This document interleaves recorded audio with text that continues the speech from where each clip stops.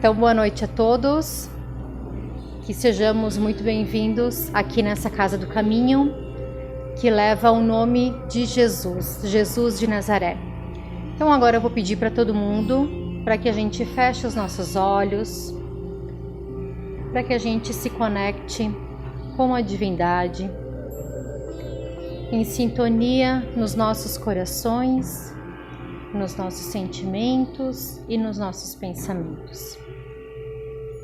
Senhor nosso Deus, nosso Pai, estamos aqui, filhos teus, em busca de algo que preencha as nossas vidas, em busca da palavra do nosso mestre Galileu, um mestre tão doce, que veio nos ensinar o amor, o perdão, a compaixão e a caridade. Que possamos hoje encontrar aqui tudo aquilo que viemos buscar e que possamos trazer o entendimento para as nossas vidas e que assim seja. Então, meus irmãos, o tema da noite de hoje é doentes em casa, que foi retirado, foi uma escolha da área da família, e esse tema foi retirado do livro Ceifa de Luz, do capítulo 10.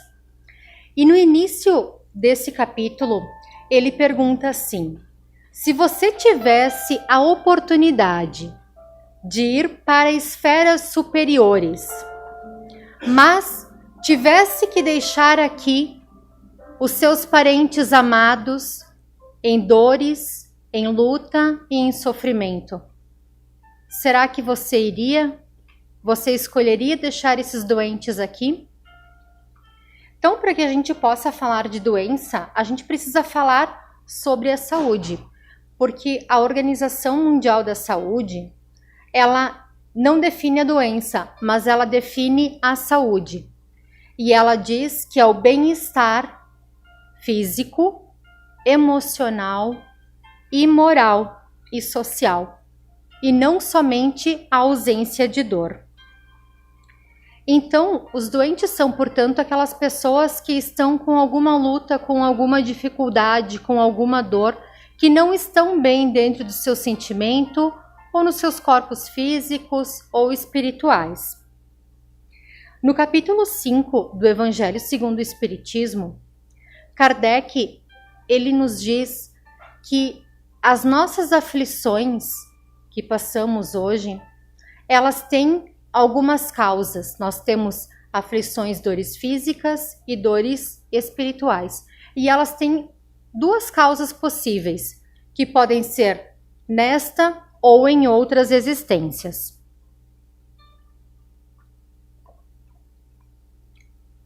Elas podem ser, se a gente olhar para a nossa vida hoje e a gente estiver passando por muito sofrimento, por muita dor, ou alguém que a gente conhece, que algum doente em casa esteja passando por essa dor, a gente pode pensar que nós, de repente, estamos sendo,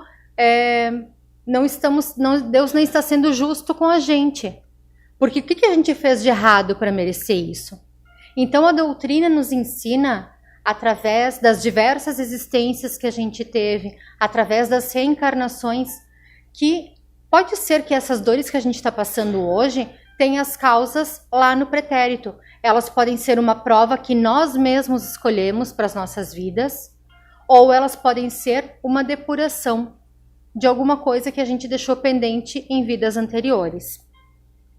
Então, a gente já passou por muitas provas, né, nas diversas encarnações. E se Deus permite que a gente passe hoje por elas, é porque nós já estamos preparados para isso. Agora, vocês imaginem que, até em outras oportunidades a gente já falou sobre isso, vocês imaginem que às vezes a gente pode estar há muitas existências se preparando para passar por essa dificuldade, e agora nessa vida a gente está passando por isso e a gente diz: Deus não está sendo justo comigo. Por que isso está acontecendo comigo? Então não vamos perder a oportunidade de olhar e bendizer também, e Paulo disse: a tudo dai graças. Vamos bendizer também as dificuldades.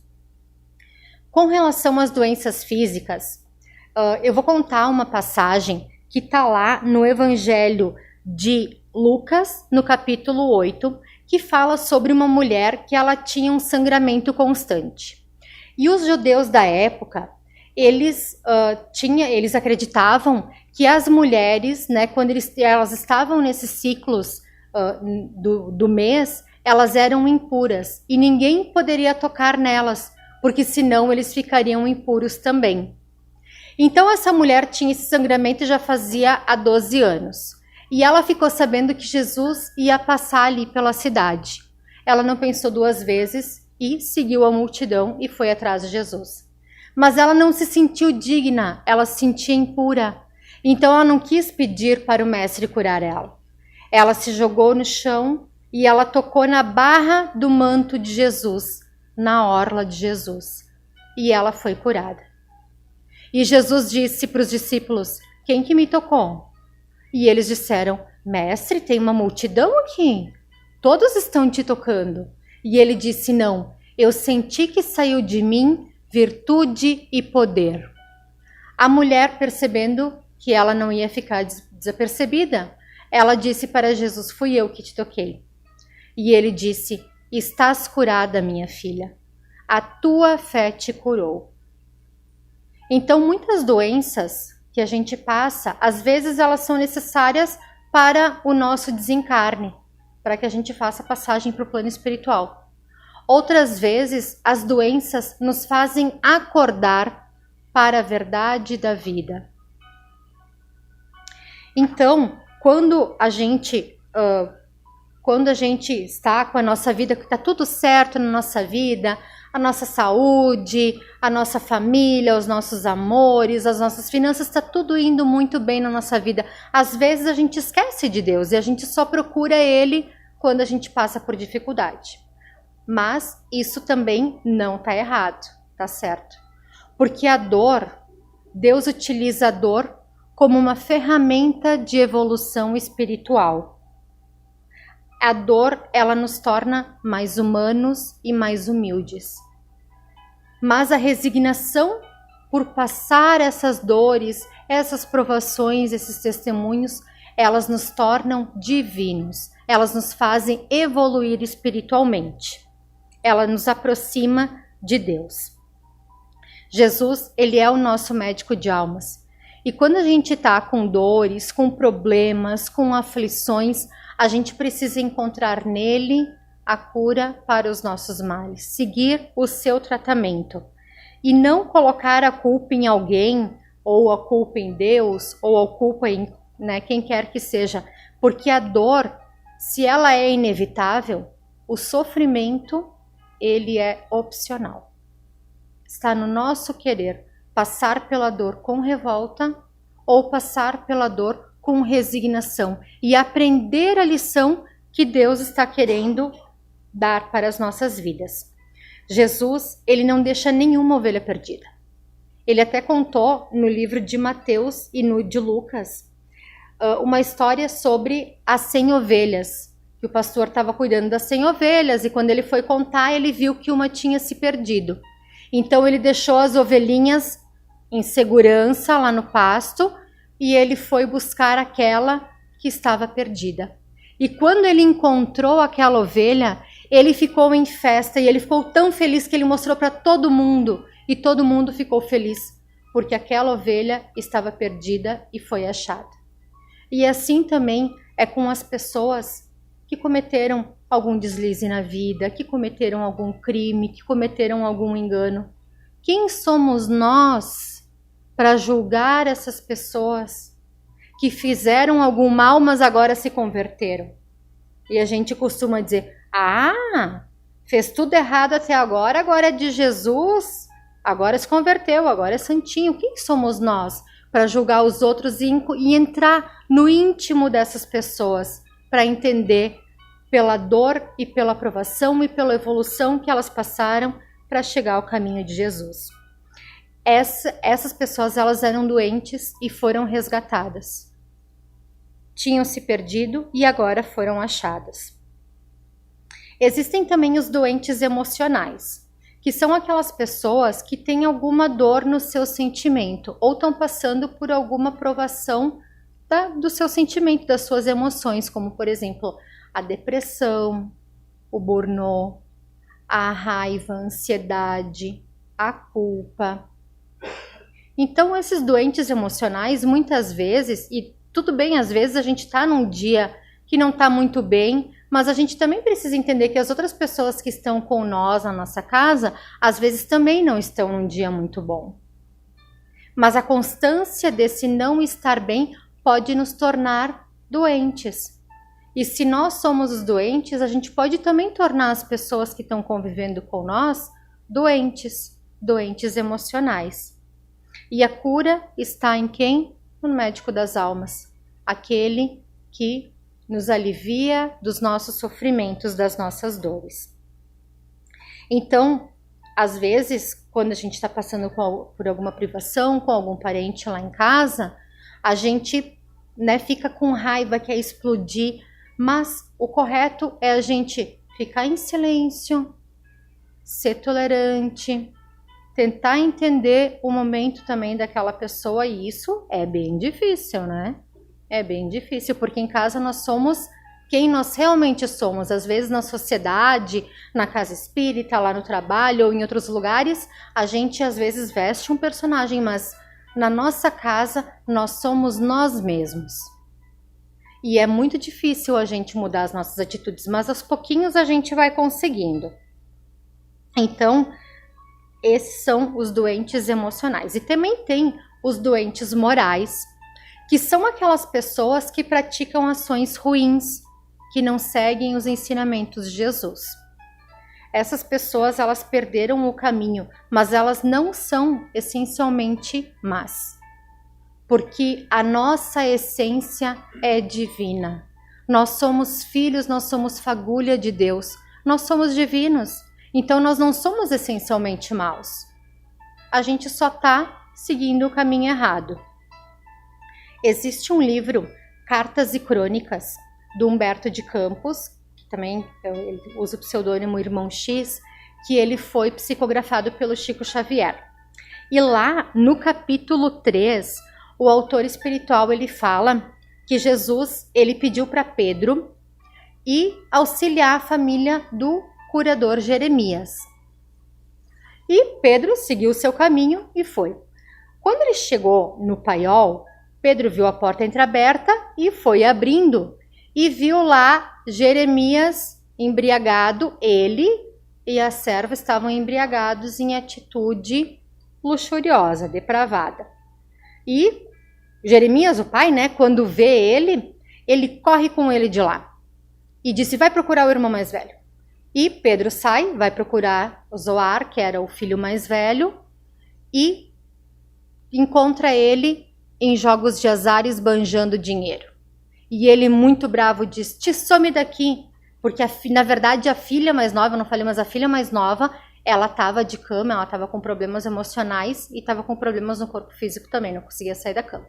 Então ele disse, eu não quero saber da minha irmã, te some daqui. Aí Pedro seguiu mais adiante e encontrou a mãe, batendo numa criancinha magricela, acusando ela de ter comido um figo, de ter roubado o figo. E a criancinha já ensanguentada, dizendo para ela que não tinha sido, que tinha sido o galo da família, que tinha comido aquele figo, mas ela não quis saber.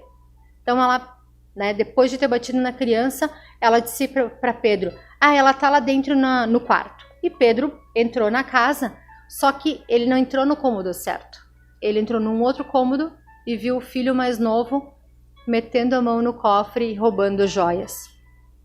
E quando o filho viu que tinha sido pego no flagra, ele levantou a mão para bater em Pedro e Pedro disse, não, calma, eu vim em missão de paz.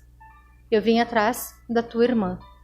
E ele mostra então onde é que estava o quarto da moça, E ela, quando viu Pedro, ela começou a falar frases horríveis, fazer gestos obscenos e horrorosos, e aquilo foi o fim para Pedro. E Pedro disse, não, chega, vou-me embora, e saiu correndo. E daí ele chegou em Jesus e contou toda a história, da família, enfim, para Jesus. E Jesus ficou em silêncio. E Pedro disse: Mestre, tu não ouviu o que eu te falei dessa família? E Jesus disse: Pedro, quando eu te pedi para ir ver Jeremias e a família dele, eu já conheço essa família há muito tempo e eu pedi apenas para auxiliar. Então essa história, ela fala sobre doentes morais e que a gente deve auxiliar eles mesmo assim. Se nós estamos em condições de poder auxiliar, que a gente possa ajudar essas pessoas, mas que se a gente estiver em condições de pedir ajuda, que a gente também possa pedir essa ajuda, esse auxílio. Então, além, né, por fim, né, os doentes, existem os doentes espirituais, que são aqueles nossos irmãos que estão com problemas de obsessões, sobre influência de espíritos infelizes, que estão ali ou para trazer alguma dificuldade, ou são zombeteiros, ou buscando uma vingança contra aquela pessoa. Mas a gente precisa ter em mente que todo o processo de obsessão, e às vezes até as obsessões complexas, elas nunca começam de uma forma abrupta, de uma forma muito forte. Elas sempre começam com algum pensamento imoral nosso, com alguma falta de paciência, com alguma dificuldade nossa. Então a gente vai abrindo brecha para que esses pensamentos, para que essas palavras desses irmãos obsessores comecem a entrar na nossa mente e comecem a dar sugestão. Então a gente acaba baixando a sintonia, a gente vibra na mesma frequência que eles e eles conseguem atingir nós. E tudo começa porque é o dono da casa que abre a porta. Tudo começa com uma frestinha na porta e eles têm tempo. E eles conseguem enxergar as nossas imperfeições. E eles esperam só o momento certo para, né, às vezes a gente tá lá, do nada começa a ter um pensamento ruim e começa a vir outra, e daí a gente tem que parar, respirar, ficar em prece e dizer, não, esse pensamento não é meu. E daí a pouco o pensamento vem de novo. E vocês podem perceber que esses pensamentos, eles são constantes e eles acontecem o tempo todo e eles vão tentando baixar a nossa vibração e fazer a gente entrar na sintonia deles para eles poderem tomar conta da nossa vida. Então tem uma história que aconteceu com Policarpo, que era da cidade de Esmirna.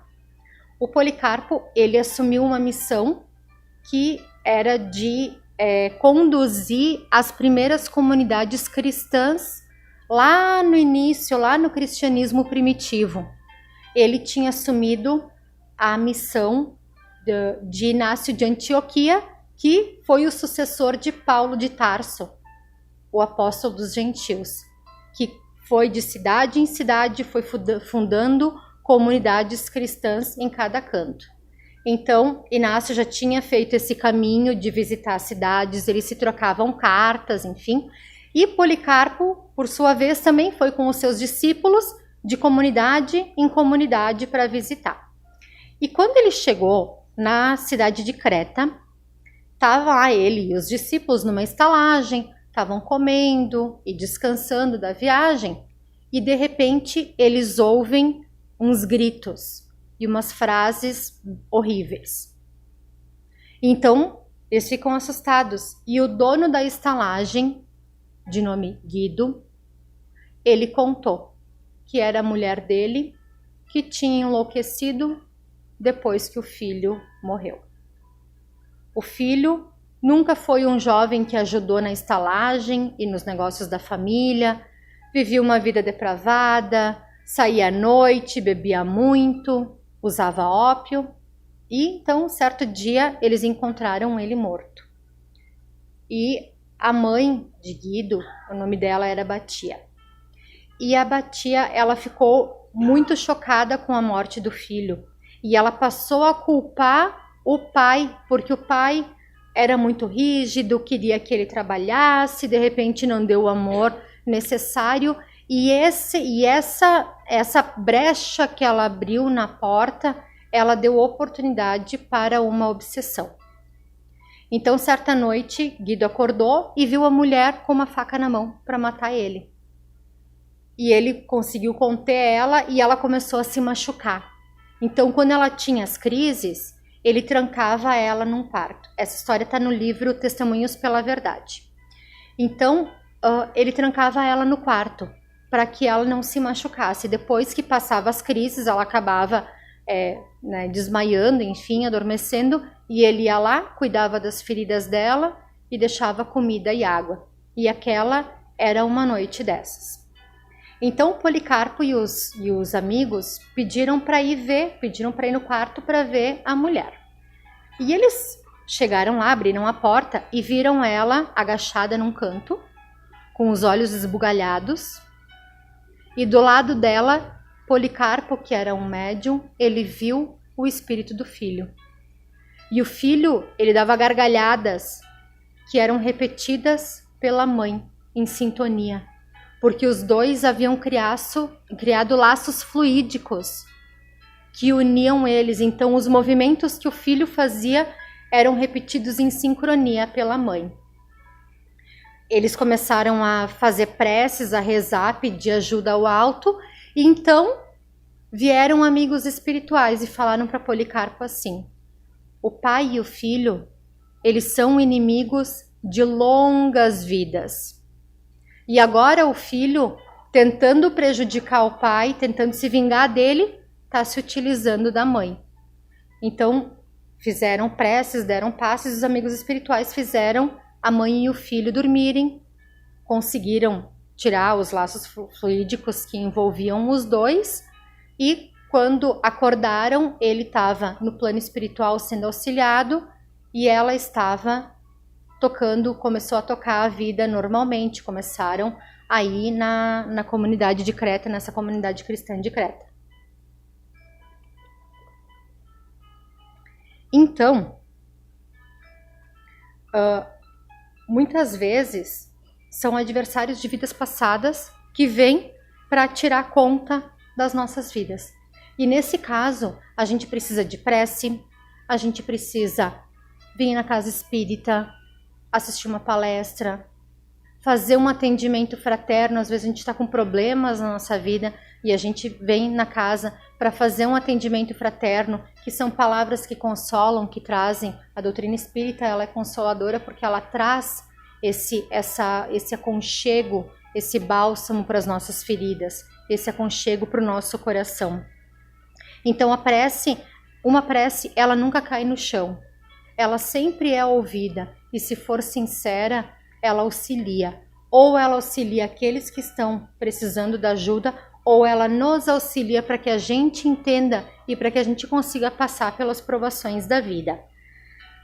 Cada vez mais nós temos no mundo recursos tecnológicos, cada vez mais a gente tem curas e medicações e toda uma gama de exames que a gente não tinha há alguns anos atrás.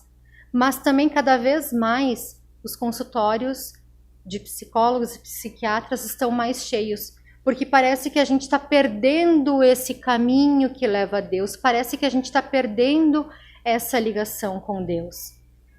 Às vezes, as nossas curas, elas podem ser através até de livros. Tem tantos livros espíritas com histórias boas que contam sobre as vidas de personagens que às vezes são histórias que nós estamos passando também pelas nossas vidas. E a gente encontra, então, esse consolo nessas palavras. E a gente precisa pensar se nós estamos cuidando do nosso corpo espiritual e do nosso corpo físico, que é o templo do nosso espírito, de forma que a gente não adoeça. Então, eu estou cuidando da minha espiritualidade quantas vezes por semana? Eu estou cuidando, fazendo atividades físicas, comendo de forma saudável, Ou será que eu estou ingerindo substâncias que de repente vão fazer mal para o meu corpo?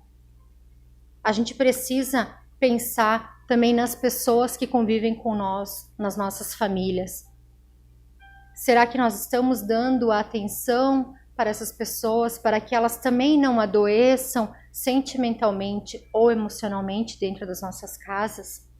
Porque as pessoas que estão lá na nossa casa, e até eu vou ler uma frase para vocês, que é desse livro, do Doentes em Casa, agora esqueci o nome do livro, Ceifa de Luz, e no finalzinho do capítulo ele fala assim: guarda em tua própria casa, tanto quanto puderes, os parentes portadores de provações, que não lhes decreta exílio, ainda mesmo a preço de ouro. Apoia-os, qual se mostrem as necessidades e lutas que lhes marcam a existência, na certeza de que todos eles são tesouros de Deus, em tarefa sobre a tua responsabilidade, ante a assistência e a supervisão dos mensageiros de Deus. Então Jesus, ele não nos disse que ele tiraria a dor, mas ele disse: eu não vos deixarei órfãos. Ele disse: vinde a mim todos vós que estáis cansados e sobrecarregados, porque eu vos aliviarei. O meu peso é leve e o meu jugo é suave. Então, referente ao jugo, né? Todos nós estamos subjugados. O jugo é aquela parte da carroça que prende o boi no pescoço, a carroça, também chamam de canga, né? Então nós todos estamos sob jugo das leis divinas. Todos nós precisamos passar por algumas coisas na nossa vida. Mas Jesus disse: o meu jugo é suave, o meu fardo é leve. Então a gente precisa procurar Jesus, procurar as suas palavras, entender, trazer o evangelho para as nossas vidas e não só ficar questionando: Jesus era casado, Jesus nasceu de uma virgem ou outras coisas que pouco importam, porque o que importa realmente é a mensagem da boa nova que ele trouxe para as nossas vidas. Enquanto nós pudermos ajudar as pessoas que estão ao nosso redor, vamos estender as mãos. Quando a gente precisar de ajuda, vamos estender as nossas mãos em auxílio, em pedido. Mas, acima de tudo, todos os dias, vamos levantar as nossas mãos aos céus para agradecer a oportunidade dessa encarnação que é única. Talvez seja a porta de ascensão para as esferas superiores. Talvez seja a porta de ascensão para que a gente traga mais amor e mais Deus dentro de nós. Então, essa era a mensagem de hoje. Eu vou pedir então para o seu Jimenez, para ele fazer a prece final. E a gente vai fazer então o passe coletivo. Que sigamos em paz e que o Mestre Jesus nos acompanhe. Neste momento, Senhor, nós estamos indo ao vosso encontro para louvar e agradecer pelas bênçãos da vida, para pedir a vossa proteção aos nossos irmãos que se encontram caídos, fisicamente e moralmente, espiritualmente, os irmãos que se encontram desnorteados, num caminho oposto aonde que leva ao Senhor. Por eles nós te pedimos, Senhor, essas ovelhinhas perdidas, resgata, Senhor, para o teu rebanho.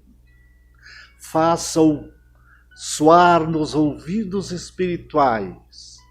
Vinde a mim, irmãos, não fiquem perdidos, não fiquem na baderna, no vício, na droga, na impureza. Faça, Senhor, com que eles possam se levantar, que eles possam te ouvir e seguir o bom caminho. E nós, Senhor, queremos te louvar e te agradecer pelas dádivas da vida, pelas bênçãos do lar, da família, pelas bênçãos do pão de cada dia, do trabalho, da alegria de viver. Queremos te agradecer, Senhor, porque estamos nesta casa de oração que nos acolhe, cercado de irmãos benevolentes que trazem as suas energias, que nos dão paz, nos dão harmonia, nos dão alegria, nos dão prazer. Muito obrigado, Senhor. Faça com que possamos sair daqui conectado com o teu amor e que tenhamos uma noite de um repouso tranquilo e sereno e que amanhã ao despertar a nossa primeira palavra seja: louvado seja, Senhor, porque acordei agora. Louvado seja, Senhor, pela noite de repouso que tive. Louvado seja, Senhor, por tudo que nos tem dado e nos tem abençoado. E que assim seja.